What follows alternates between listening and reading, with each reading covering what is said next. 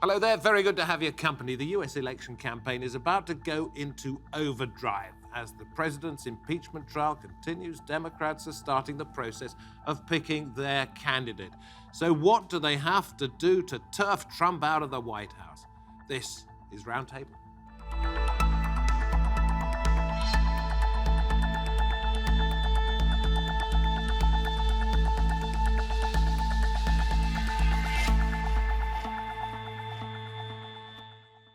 Good to have your company. I'm David Foster. The race to take on President Trump gets rather serious this week as the process of choosing a Democrat candidate for this year's national election begins in Iowa. The winner will be confirmed in July, and the hopefuls know they face a battle like no other to unseat a president like no other.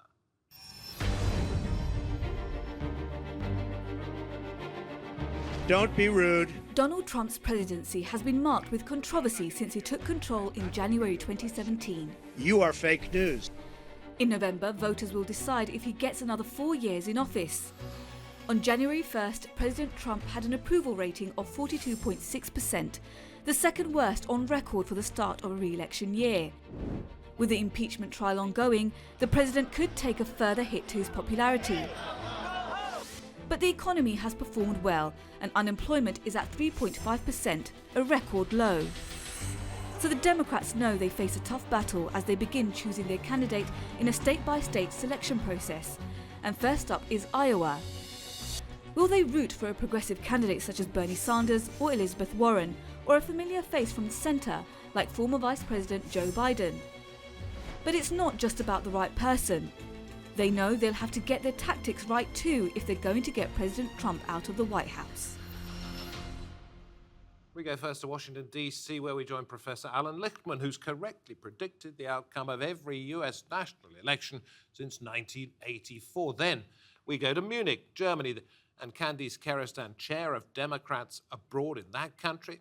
And with me in the studio, Clive Webb, professor of modern American history at the University of Sussex. Well, a few months to go until we have the national election. But Candice, to you first of all, your party seems in, to put it politely, a little bit of a muddle at the moment over whether it's extreme left, middle ground, whether it wants Biden, whether it wants Sanders. There are still 12 candidates in the field. How do you pull it all together pretty quickly?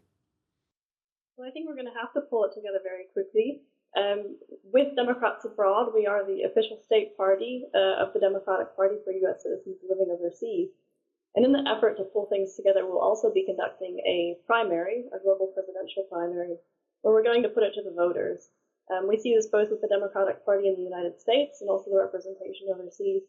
But we realize we're going to have to listen to the voters this time, and we've really tried to make our organization as accessible and understandable to Americans both at home and abroad. And was the Democratic Party deaf to the electorate last time?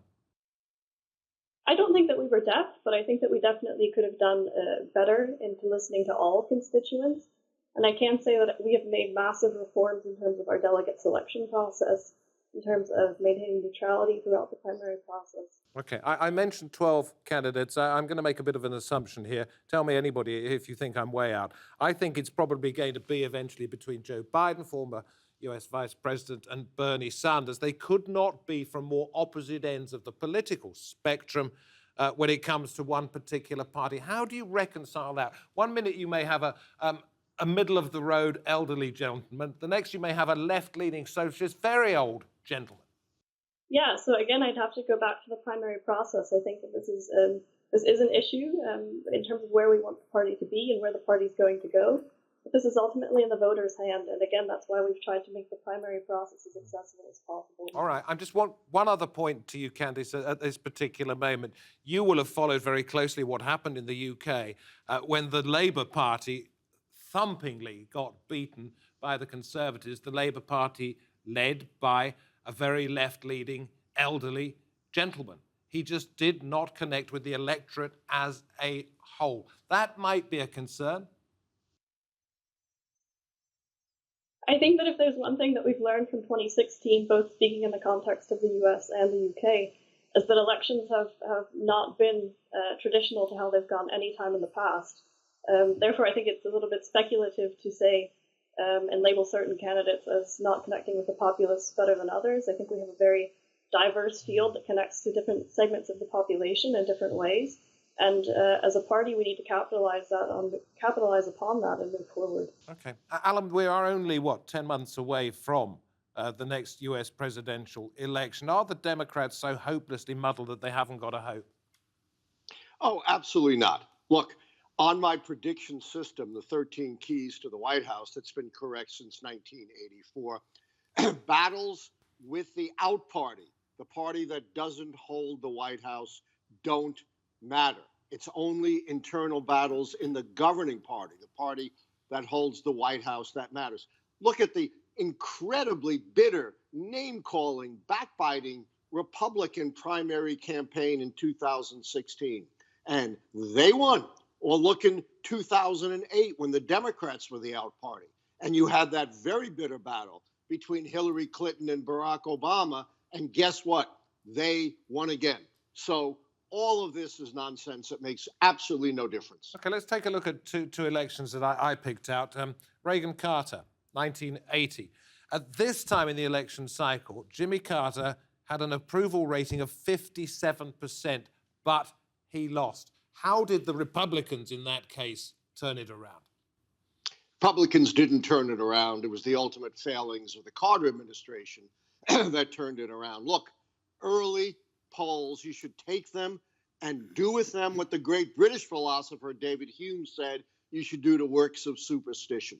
Consign them to the flames. As you point out, they have absolutely no predictive value. What the Republicans did right, though, in 1980 was, again, ignore the conventional wisdom that you've got to pick a candidate from the center, which also has no predictive value.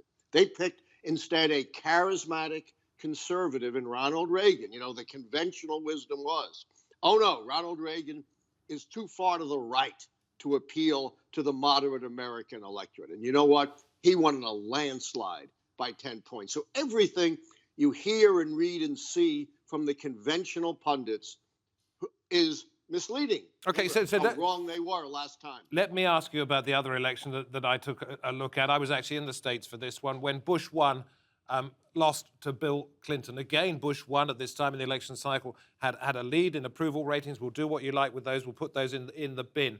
But what did Bush 1 do wrong on this occasion? Yes. First of all, Bush 1 had no policy vision for domestic policy. There wasn't a record of bread and butter issues for him to run on. That's one of my keys, policy change and policy innovation. The other thing was, of course, a sour economy. That's two of my keys. But the critical sixth key, and it takes 6 keys to count out the party holding the White House, was the Ross-Perot campaign. Bush found himself running against Bill Clinton, attacking him in one ear, and Ross Perot attacking him in the other ear. For those who don't remember, Ross Perot was the very, very rich independent candidate. That's correct. And he got 19% of the vote, the second highest for any third party or independent candidate. In history, only former President Theodore Roosevelt in 1912 was ahead of him. Okay, I'm going to bring Clive in at this point.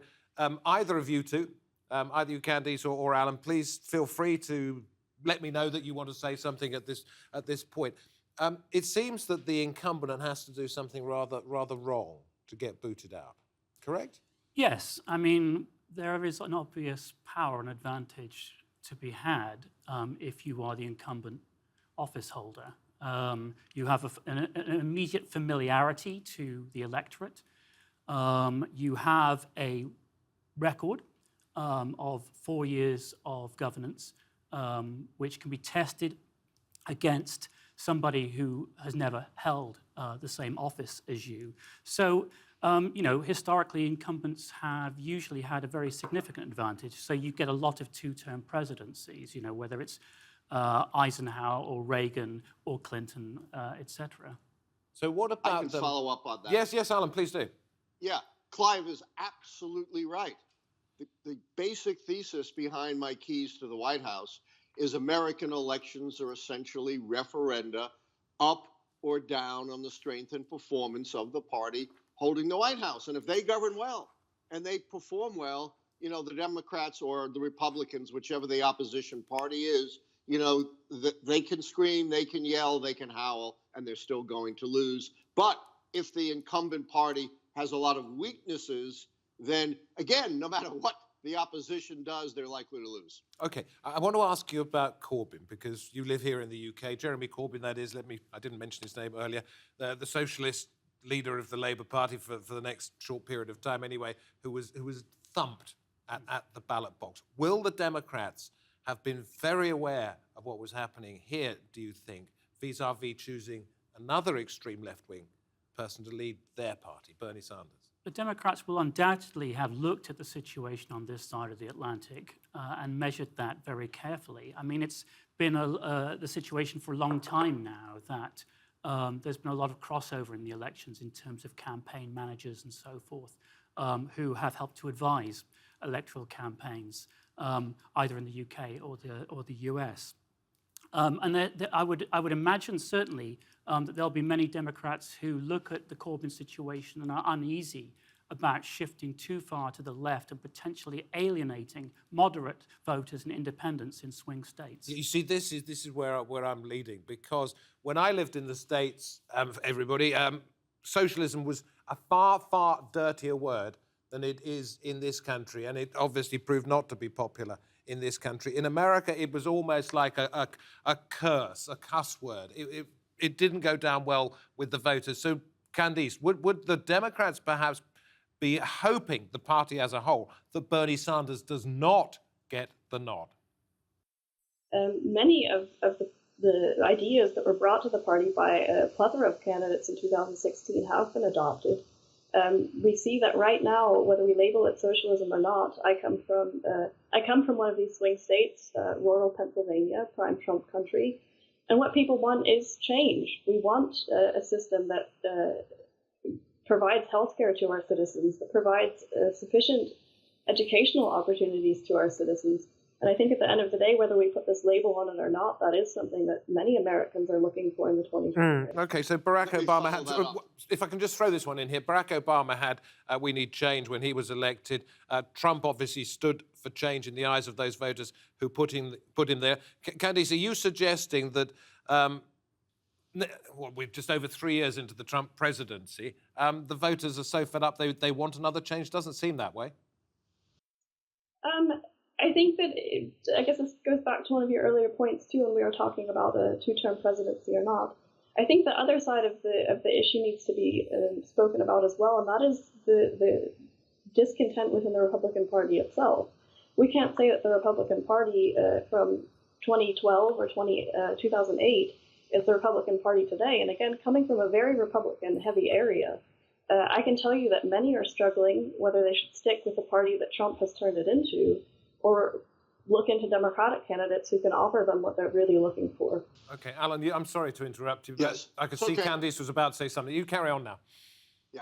I want to offer a counterweight to this notion that the Democrats will be doomed if they go too far to the left, and that political success is found for Democrats in the center.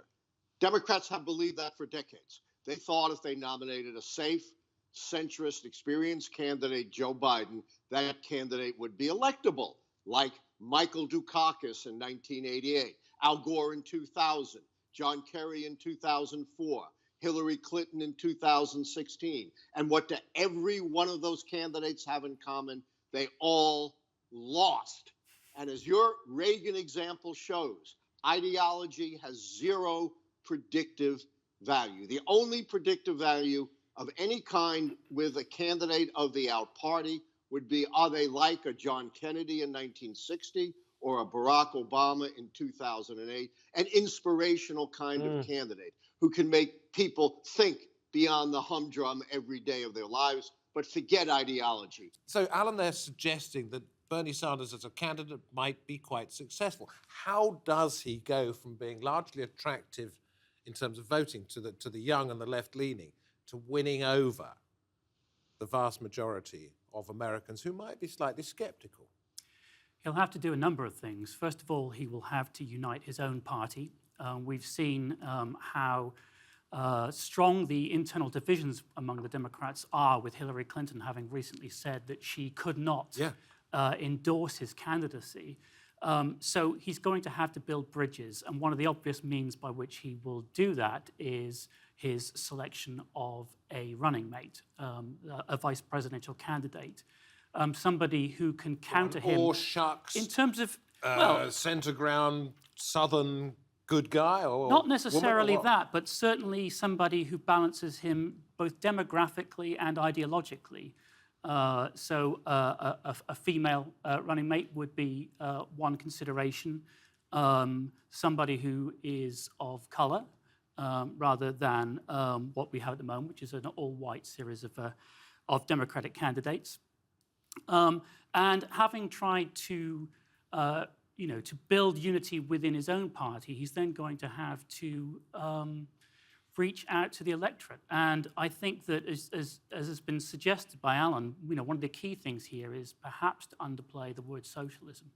But you know America, don't you? It is pretty much a dirty word over there, isn't it? Socialism has never had the political currency in the United States that it's had in the rest of the Western industrialized world for a number of reasons. And so no viable socialist party has ever emerged in the US as a third-party force of any enduring power. So why do you think, can I just put this, why do you think he, as that, personifying that ideal that you say has not been attractive, why do you think he might get the keys to the White House? Maybe you don't. I don't think that he will, and I think that in part that will be because he alarms many Americans. There is a possibility, though, that his appeals to issues about the role of the state may be effective. So we know that Americans voters are often saying that, and it's the same situation on this side of the Atlantic. People would prefer to pay fewer taxes. They don't want the state to intervene in their lives. But when you say to them, well, what about issues such as Medicare, Medicaid? They don't want that taken away. And that was one of the great paradoxes, for instance, about the sort of resurgence of far-right populism in the States. So let's throw this back at Candice, if we may. Alan suggests that Bernie Sanders might have a reasonable chance if he gets the nomination. That's not the view that Clive has necessarily. But I want to put this to you. Joe Biden, no spring chicken himself. I think, tell me if I'm wrong, this is the third time he's gone for the nomination. He didn't get it. Nobody wanted him to do the job in the past. What is it about him that makes him keep going?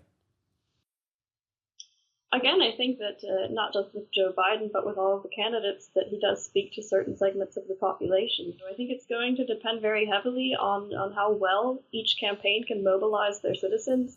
I can say that within Democrats abroad, each of the candidates has reached out to the population living overseas, has spoken to us one-on-one, has been really actively looking to engage citizens. Alan, what about this? No Democrat in modern times has lost contested races in both Iowa and New Hampshire, which follows up fairly quickly, and then got the nomination. So whoever wins here has got to, whoever loses here has got to win in New Hampshire to get the nomination. Well, I think, that kind of precedent is of little value because we have such a splintered Democratic field this time, and you go to some very different primaries.